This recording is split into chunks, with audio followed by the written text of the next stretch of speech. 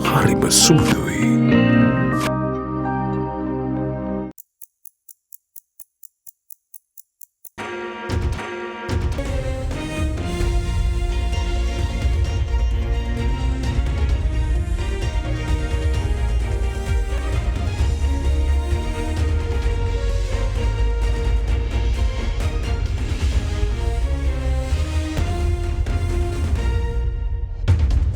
Tonight on First at 9 this Sunday the 3rd of March 2024.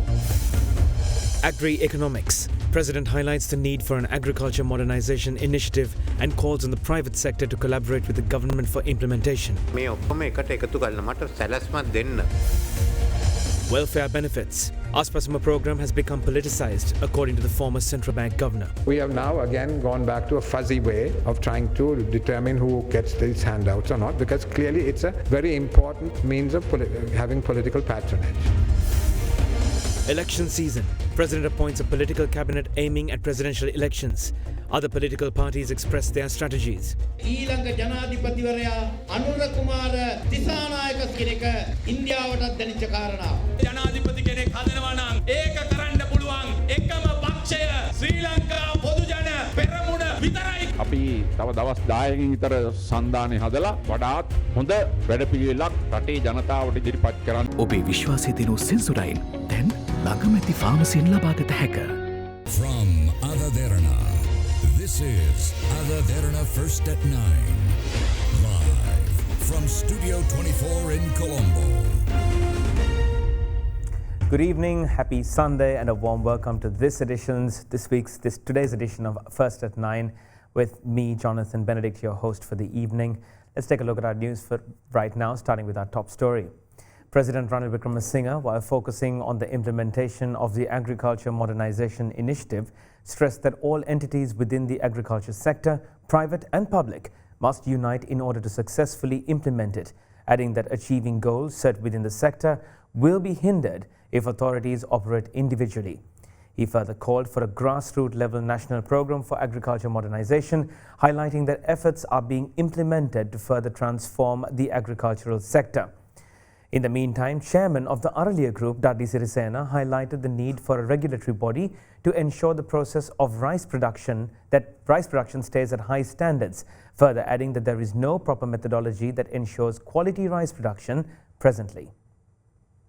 A progress review meeting of the Agriculture Modernization Program convened at the Presidential Secretariat under the patronage of President Ranil Wickremesinghe recently. මම බැලුවේ කෘෂිකර්ම ක්ෂේත්‍රයේ සංවිධාන ව්‍යුහය තවත් සංශෝධනය කරන්න. අපි වෙන වෙනම අමාත්‍යාංශ හැටියට වෙන වෙනම පළාත් සභා හැටියට වෙන වෙන පුද්ගලික අංශයේ විශාල හා කුඩායක හැටියට යන්නේ නැතුව මේක වෙනස් කරනවා නම් මේ ඔක්කොම එකට වැඩ කරන්න ඕන. අපි මේක මේ බෙදන්න යනවා නම් මොකුත් සිදු වෙන්නේ නැහැ. ඇත්ත කියන්න අපි අවුරුදු ගණනාවක් කොච්චර වියදම් කරලා තියෙනවද කෘෂි සේවා වලට මේ සැලැස්ම ගැන ප්‍රශ්නයක් නැහැ. මම බැලුවා අපි ඉස්සෙල්ලා මේ ඔක්කොම එකට එකතු කරලා මට සැලැස්මක් දෙන්න කරන ගමන් අපි ඇත්ත කතා කරමු. මේ දෙපාර්තමේන්තු තනි තනියම වැඩ කරනවා නම් එතෙන්ට යන්න බැරි වෙනවා. ක්‍රමවේදනම් වෙනස් කරන්න ඕනේ. අපි ඒකට පූර්ණ සහයෝගයේ ශක්තිය අපි මේ ජනතාව අතරට ගෙනියන්න පුළුවන්. මෙව බොහොම පොඩි දේවල් සර්. එහෙම ලොකු ප්‍රශ්න නැහැ දැන්. දැන් මේ දවස්වල වී මිල ගැන කතා කරනවා විපක්ෂයේ දේශපාලන පක්ෂ. ගොවියෝ කවුරුත් කතා කරන්නේ නැහැ. ඉස්සර හාල් කිලෝ එකක් හදන්න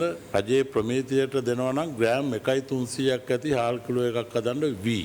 මේක කාලීනව 1.5 වුණා. 1.6 වුණා. දැන් මේ සවෙන්ද්‍ර සර් කොහොමද දැනගෙන තියෙනවා 1.8 කියලා කිව්වා. 1.8 නෙවෙයි 1.1යි. කිලෝ එකක් හදන්න දැන් කිලෝ මුළු වී එහෙම කිසිම පිරිසුදුකමක් ක්‍රමවේදයක් එහෙම ප්‍රශ්න නැහැ. ඉතින් මෙව ගැන ඒ කරන වැඩපිළිවෙල හදලා දෙන්න සර්. ඔය කියපු කතාව එක වහලයක් කරට ගන්න.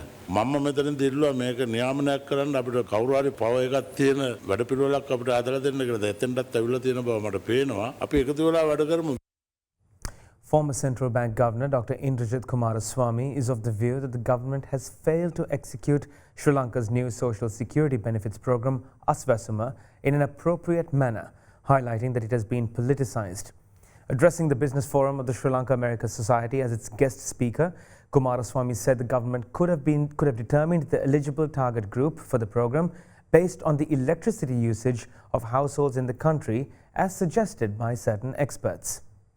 One thing we cannot do and should not do is to go back to our old ways and say subsidize electricity, subsidize fertilizer, subsidize fuel, etc. Because that takes us back to where we were, and it is unsustainable. We don't have the money to do it. And to borrow money abroad and to put it into that kind of activity, you just end up in a debt crisis because you don't have the foreign exchange to earn the foreign exchange to pay that money back. So how do you address poverty? There's a short-term method, and that is these cash transfers. What was Samudri now is Aswesuma. In fact, we missed a trick. My colleague, Professor Shanta Devarajan, who was in this advisory committee, which I belong to, he said, get the Aswesuma done up front. Does two things. One, it will help people to cope with the austerity that is coming down the line, and it will also help to buy support for the reforms. But we didn't do that, and we now seem to be politicizing it all over again, and it's in a bit of a mess. So really, we have to do that right. And Professor Dilani Gunawardena at Peradeni has given a very clean, transparent process for determining eligibility. She says use the units of electricity consumed by a household. Now, there have been disconnections, I know, but before the disconnections, 98% of the households were linked to the national grid. So you had a very transparent mechanism to determine who is eligible and not eligible. It was not taken, because I think whenever people want to politicize things and mess things up, they keep things as confused and as fuzzy as possible. And so we have now again gone back to a fuzzy way of trying to determine who gets these handouts or not, because clearly it's a very important means of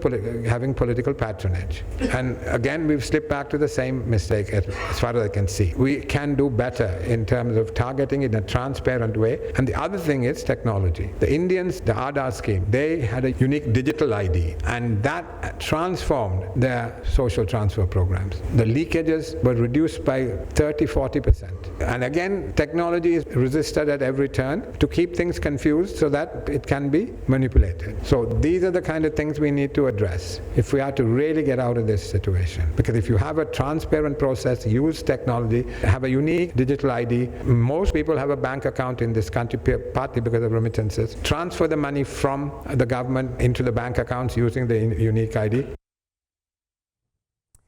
Chandran Ratnam, an iconic veteran filmmaker and producer in Sri Lanka, is of the view that Sri Lankan filmmakers must focus on producing films that appeal to an international audience to generate foreign revenue for the country, which means exploring alternative methods of revenue generation during the crisis recovery period.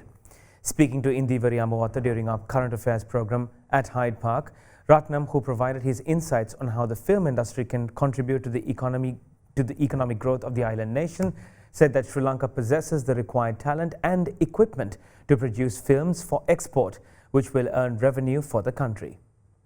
You said the film industry has the potential of bringing us the revenue we desire, that we really deserve. About your project to build the studio, tell us where this will take us. If we do this correctly, there's no money going out. It's all inward revenue. You make good movies, sell it to the world. We are neglecting that. We must make movies that appeal to the international audience. Steven Spielberg, while shooting his film here, he told me, if you want to be a director, make a film that people will want to see twice. That means the picture must be interesting to the people. It should be a picture that nobody goes out and gets popcorn while you are watching the movie. That means you have to make a good movie with a good story and then send it to the world, and there's income coming in. Not just for Sri Lanka, but we are not concentrating on that. We are doing only films that appeal to our audience, and our audience is not that big, and the expense for the movie is so much more, and our market in Sri Lanka does not tally. When we make a movie, we must make it, think of it as a film that you can send to the world market. We cannot say that there is no world market. We have the entire market of the world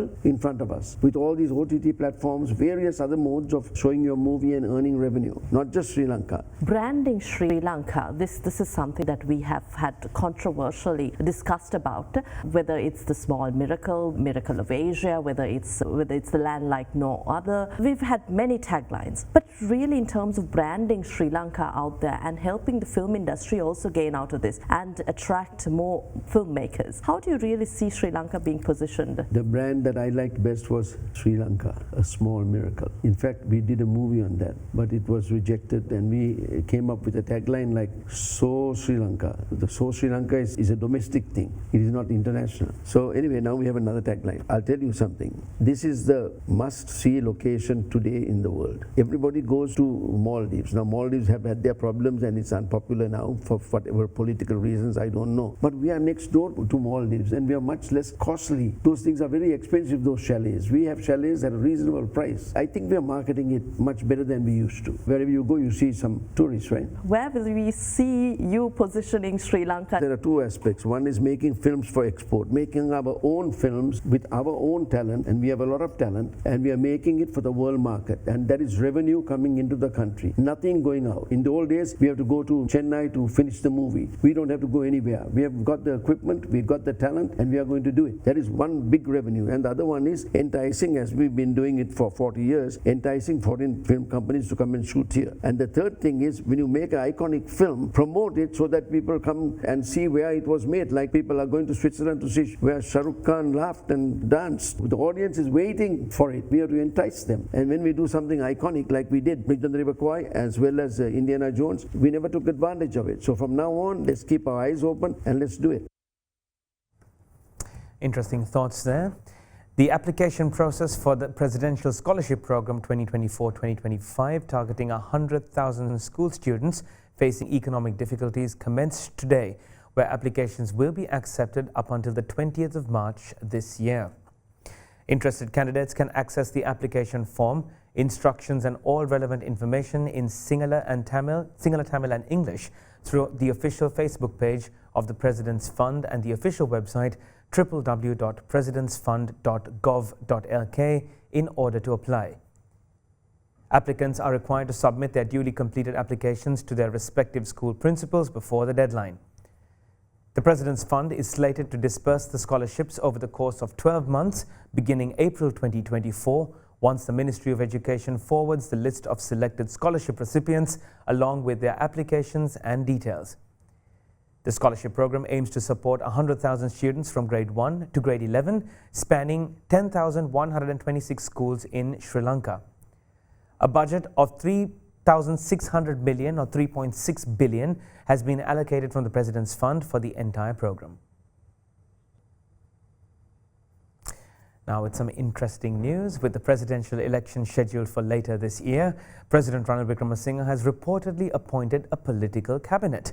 In addition, a committee comprising of several ministers were also appointed to discuss matters pertaining to the preparations of the election. Ahead of the presidential election slated to take place later this year, a political cabinet was appointed by President Ranil Wickremesinghe.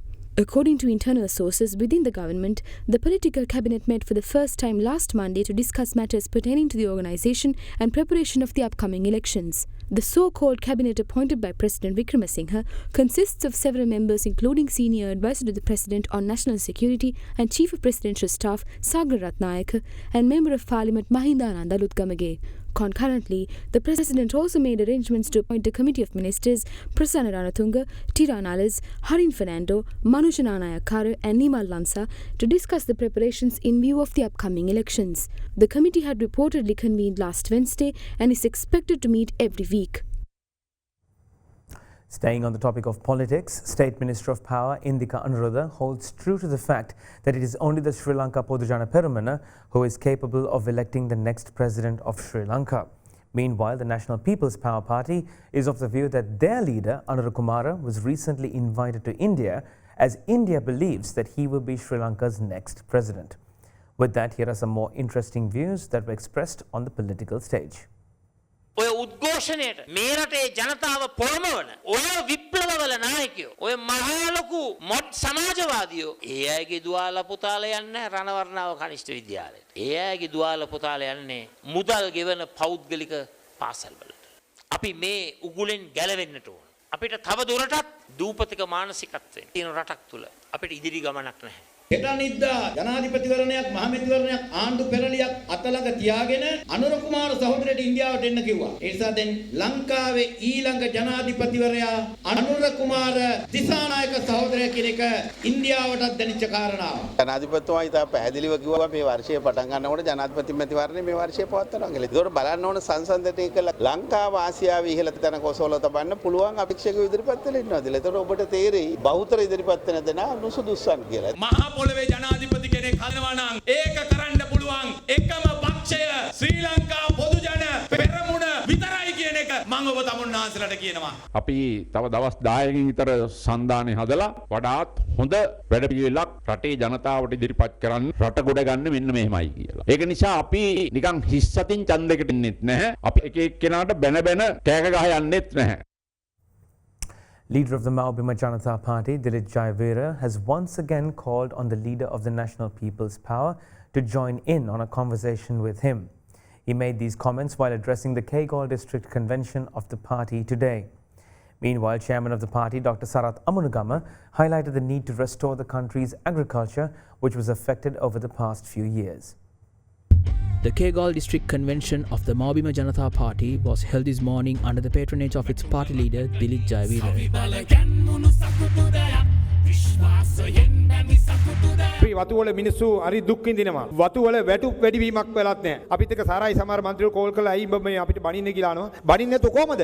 අහිංසක වතු කම්කරු ජනතාව කන්නේ බොනේ මොකද? රුපියල් 1000ක් අරන් කොහමද අපි කම්කරු පන්තියක් එදී ජීවත් වෙන්නේ? මේ රට ව්‍යවසායකත්ව රාජ්‍යයක් කරගන්නට ඕනේ. ඒකට අද වෙනකොට මේ රටට ක්‍රමෝපාය මාර්ග වැඩපිළිවෙලක් ඉදිරිපත් කරන්නම් කියලා කියන්නේ එක පක්ෂයයි ඒ මව්බිම ජනතා පක්ෂයයි. අපිට ආයෝජන අවශ්‍යයි. නමුත් අපි ව්‍යවසායකත්වය හඳුන්වා දෙන්නේ මව්බිම ජනතා පක්ෂය හරහා මේ ආයෝජන නිවැරදි ආකාරයට මේ ආයෝජනවල ප්‍රතිලාභ රටේ ජනතාවට අයිති වෙන ආකාරයට මේ ආයෝජන අනාගත පරම්පරාවට අයිති සම්පත් අන්සතු නොවන ආකාරයට නිවැරදි ලෙස කළමනාකරණය කිරීමට තමයි මව්බිම ජනතා පක්ෂයේහි අරමුණ. කෘෂිකර්ම ඇමතිවරු හිටියා. පහුගිය කාලේ මේ රටේ කෘෂිකර්මය සම්පූර්ණයෙන් නැති කරා. මේ ලෝකේ කොහෙවත් රටක ජනාධිපතිතුමාගේ කෘෂිකර්ම ඇමතිතුමාගේ පඹයෝ කුඹුරු වල පිච්චුවේ නැහැ. කෘෂිකර්මය නට්ටම් කරා. ඒක අපි නැවතත්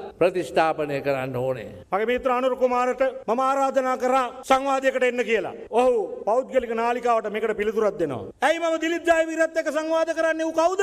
නගර සභාවකවත් ඉඳලා තියෙනවද? අපි වෙනුවෙන් අපි ව්‍යාපෘතිය හරහා අපි මේ මුළු දයම අභිප්‍රේරණය කරන වෙලාවේ ඔවුන් පාර්ලිමේන්තුවේදී මේ යුද්ධය ජයග්‍රහණය කරන්නට ඕන්න මෙන්න තිබුණු තැනදී මේ ආණ්ඩුව පෙරලලා දාන්න අයවැය පරාජය කරන්නට ඔවුන් දරු උත්සාහය මම උන්ට මතක් කරනවා. ඒ වෙලාවේ ඒ අයවැය පෙරදුනා නම් අදටත් තියෙන්නේ යුද්ධය.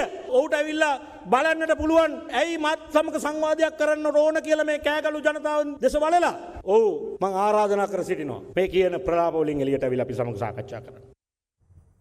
Moving on to a quick crime roundup.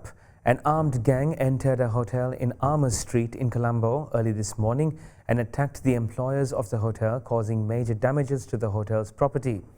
The dispute is suspected to be the result of a long-standing disagreement between the two parties. Meanwhile, two individuals who arrived on a motorcycle last night fired gunshots into the air near a residence in the Lanka area in Nagoda last night. With that, here's a look at more news from across the island in brief. Several workers employed at a hotel in Armour Street in Colombo were injured after being attacked by an armed gang earlier this morning. The armed gang members who entered the hotel premises shortly after midnight last night caused major damages to the property.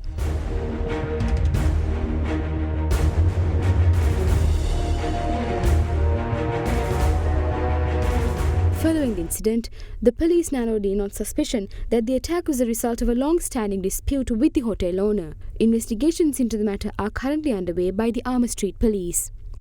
In the meantime, two individuals who arrived on a motorcycle last night fired gunshots into the air near a residence in Valakumbura. They later entered the residence forcefully and fled the scene after stealing some electronic devices from the house. A police sergeant attached to the Badegama police, who is currently under suspicion, witnessed this incident. In other local news, 3 people were apprehended along with a stock of crystal methamphetamine by the police special task force today in the Kiribatgode area. According to police, of narcotics of nearly 9 kilograms is estimated to have a street value of 10 million rupees. Following the interrogation, the police further recovered another stock of narcotics hidden in a hotel. That's all the news for this evening. I'm Jonathan Benedict. Good night and God bless.